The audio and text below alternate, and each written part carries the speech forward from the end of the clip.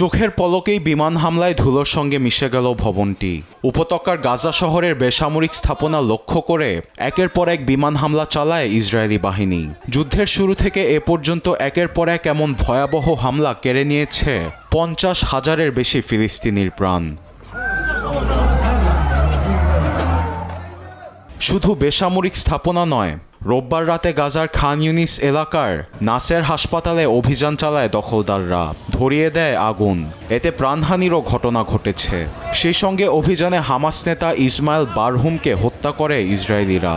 যুদ্ধবিরতি ভঙ্গের পর স্বাধীনতাকামী গোষ্ঠীটির একাধিক নেতাকে হত্যা করেছে তারা।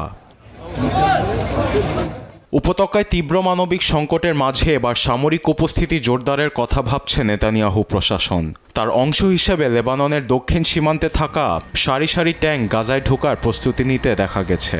রোববার নিজেরাই এমন ফুটেজ প্রকাশ করেছে ইসরায়েলি সামরিক বাহিনী IDF। বিবৃতিতে বলছে, গাজার দক্ষিণাঞ্চলে অভিযান চালানোর জন্য প্রস্তুত 36তম ডিভিশন। উপত্যকায় অবশিষ্ট অবকাঠামো গুঁড়িয়ে দিতেই এ পথে হাঁটছে দখলদাররা। এদিকে নিজ জনগণের তোয়াক্কা করেন না প্রধানমন্ত্রী নেতানিয়াহু। দিন যত যাচ্ছে তার বিরুদ্ধে আন্দোলন আরও তীব্র হচ্ছে। রবিবার রাতেও উত্তাল তেল আবিবের রাজপথ। নানান স্লোগান হাতে প্রতিবাদী কণ্ঠের জানান দিচ্ছে হাজার হাজার মানুষ। নেতানিয়াহুকে পদত্যাগের পাশাপাশি তাকে বিচারের আওতায় নিয়ে আসার দাবি অনেকেরই। আরবেদ আফসার, নিউজ ডেস্ক, দেশ টিভি।